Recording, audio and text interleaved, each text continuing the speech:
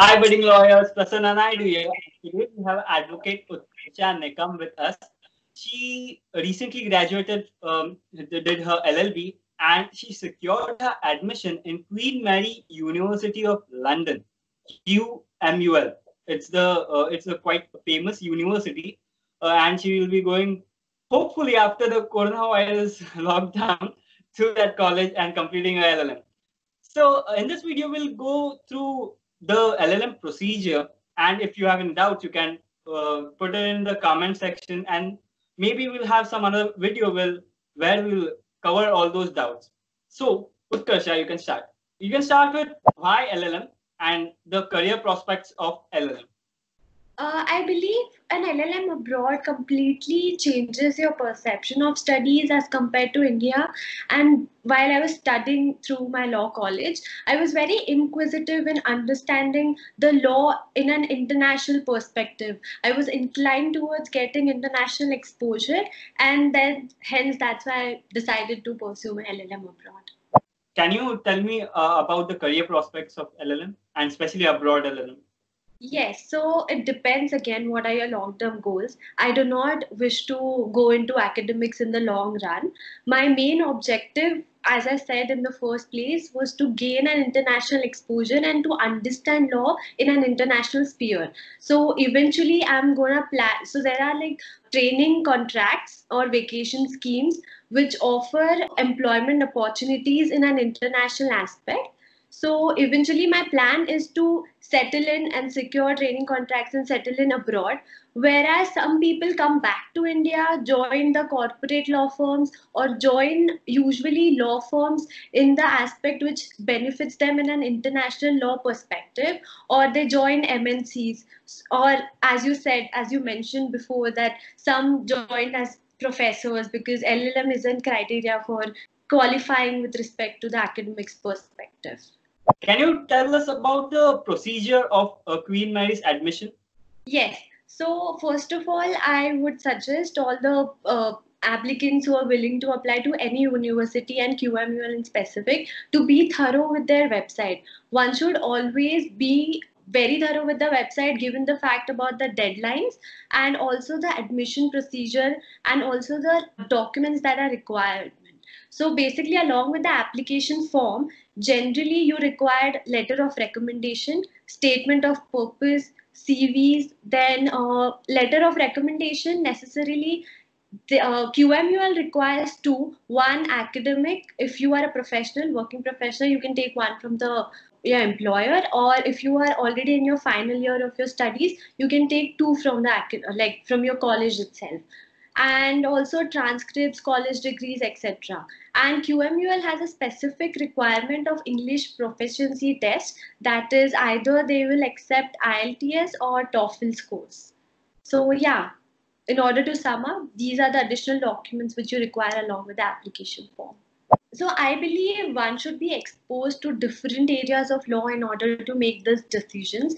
Personally speaking, when I was trying to familiarize with myself with one area of law, I was very confused because I had interest in one subject, but when I started practicing, I developed interest in other. So arbitration was initially my favorite subject, then I switched to real estate. So I would advise that you take a practical exposure in that particular subject, see if you like it, and then go ahead with it. But it is not necessary, as I said, because few of my friends, they have developed an interest throughout the whole college and then they have went ahead to pursue LLM abroad. So again, it is a very subjective question. What do you think is the right time to apply for an LLM? Again, it comes with your long term goals, whatever you're planning with. For me, since I had a buffer time of experiencing it in practical aspect, I thought taking a break for a year and then going ahead will make more sense, because once you learn a subject and once you have experienced in a practical sense, it is more easy to relate. But when you go directly after college, that is also a plus point, because once you start working, going back to academics is also kind of a tough choice. And it depends from person to person, right? Yes, that is there. It is very subjective. Did you pursue any course or any training for this LLM during your LLB? No, there is no particular course or training as such, but universities abroad, they always look at your academics as well as the extracurricular activities. So, extracurricular activities being moot court, or you can participate in debates, write articles, participate in different committees throughout the college. Again, applying for universities abroad, you do not have any specific criteria to fill in. There are few friends of mine who have not done anything for extracurricular activities except for doing internships and have secured admissions. It is not what you do, but how you present yourself in your application forms actually determines your the possibility of getting acceptance from the foreign university. But one should always expose yourself with different kind of activities or extracurricular activities that are available, and maintain decent scores, because they do look at your scores at some point of time. Can you give a general advice to the students regarding the LLM procedure, and how much time does a particular application takes, so that a student will start preparing in advance before applying? So the first advice would be you should be very thorough with what you want to do, which university you want to take, and what modules you want to take, and what subject is your particular interest of law.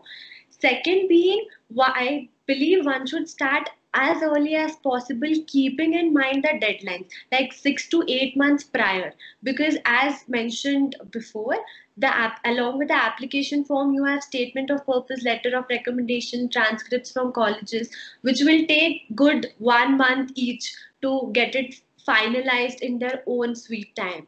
So before 6 to 8 months early, one should start applying.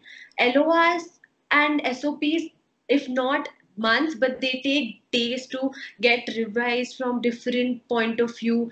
Revisions keep happening till the last moment, and one should always keep in mind the deadline. If the deadline, you should apply at least 3-4 months before the deadline. Okay, so you must apply 3-4 months before. So you must start your research regarding LLM and LLM universities more, even much before that, like Yes, a around month. 6 months before at least. Like the research should be before a year actually. The more you research, the more options you have. Like if I had personally started my research and I've done for 2 years, considering all the modules, who is the professor in the college, what is the pre-placement offers in the college, how is my course, totally designed, does it has only practical aspect, does it have academic aspect. These are the points which you take into consideration while applying to different universities. And there is also no any specific number of universities you can apply. There is no limit. You can apply to as many as universities you want. However, in UK, most of the colleges do not have application fee. QMUL in particular does not have application fee, but I would suggest you should keep your application minimum to at least 5 to 6 colleges only. The reason being, the more you apply, the more your quality of application gets reduced. If you have 6 colleges to apply, your application would be very focused, very quantitative, and very nice in quality, and the more chances like it has of getting you in. And those application fees are in dollars and euros, so it's quite costly too. Yes, but that's what I said. Luckily, in UK, most of the colleges do not have application fees. Oh, I believe King's College has, and there are like 2-3 colleges which have particular application fees. Okay, Utkarsha, so you have explained us about the application procedure. Can you explain in a nutshell what are these documents, like letters of recommendation, SOP, CV, transcripts? What are these? Can you explain in short? Yes. So letter of recommendation, that is, which is known particularly as LOR, is basically a document given by your academician or your employer stating your qualities in a professional manner. It is a document which speaks about your conduct. It speaks about your strengths and skills particularly. Every university has different number of LORs required.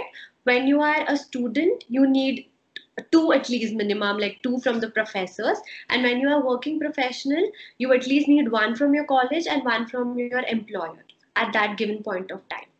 If we go ahead to the SOP, a statement of purpose, which is known as, it is the heart of the application, which is known as, because statement of purpose not only speaks about your strengths in detail, but basically shows why you should be selected in a particular university. Basically, you need to give reasons, giving down why you are a good candidate, how you can contribute to that particular university in the long run, why you are the ideal candidate to be selected. Fourth, you should give them how it is going to benefit you in by taking experience in an international sphere, to be very honest. So it is a document convincing you and reflecting you as a person. And also there are a lot of SOPs available online, but I would suggest at the end of the day it should reflect your story. With respect to transcripts is nothing but your college issues the statements of marks. You can make you can make application to your respective colleges, and I believe after 1 or 2 weeks you will get the transcripts. I would suggest apply at least minimum 5 transcripts at the given point of time, because the process is kind of lengthy, and at times the university is asked for hard copies, so it is very difficult to get at the last moment. And when after that, cv is the basic. So cv should not run more than 2 pages. It should be limited to 2 pages, highlighting your achievements. And SOP is a document which will talk about your achievements in detail, and tell you who you are as a person at the end of the day. Is there anything like statement of purpose may? Is there anything like you have to explain why you want to join that particular university? You want admission in that? At the end, like the bottom of the statement of purpose, you need to show how you will be an ideal candidate and how the university will benefit admitting you as a candidate, for example. Okay, so these are the documents and the admission procedure. So can you tell me about some financial aids available at the university? Yes. So once you start researching early for your application, respective universities usually have some scholarship which will benefit you in the long run. However, scholarships are very competitive, but do not get discouraged. You should apply as early as possible whenever the applications open in. There are different kind of scholarships, just like grade scholarships, in lakh scholarships, which enable you to provide with the financial assistance that you will be lacking in. And since I was quite late in applying my application itself, I didn't personally research much more about scholarship, which is kind of a negative factor on my end, because my university, particular universities, do offer scholarship for the people who are in need of money. And I've also heard that there are many types of scholarships. So people get scared beforehand only that I won't be able to get that scholarship because my marks are not so good or my CV is not that good. But there are so many types of scholarship that you may get some small scholarship at least if you apply. Yes, the key factor being you need to start early, because the scholarship deadlines for my year, because 2021 is my batch, and my scholarship deadlines were in December 2019. So you really need to start researching at the earliest and also start applying at the earliest, because by 2019 in December everything was shut. Like all the portals were closed and they do not consider. And I don't believe one should hesitate by not applying, like not giving it a chance, because usually scholarship, they don't only see your academics, but they see who you are as a person, and if you are worthy of being financed, and if you'll make good of that money which they are actually investing into you. Investing in a sense like they want you to do extraordinarily good in the university, because you will be representing them on a financial front. Okay, so I think we have covered most of the important questions in this video. Do you want to give some general advice at last? Yeah, I think most of the students look at LLM as an investment or a better job opportunity perspectives. However, that is not the case. One should always go for LLM only when they want to get an in-depth knowledge of the study and want to go into detail and understand what the subject is really about. And of course, in an international sphere. So it should not be looked as just as an employment opportunity as such. Okay, so thanks, Utkarsha. Thanks a lot for explaining us the procedure and those terms, LOR, SOP, etc., etc. Most of you, I hope, liked the video and it was informative. If it was informative and you liked it, then do hit the like button, share the video, and what, Utkarsha? You want to say something? Okay, yeah. Subscribe the channel. Thanks, Utkarsha. Bye bye. Thank you. Bye.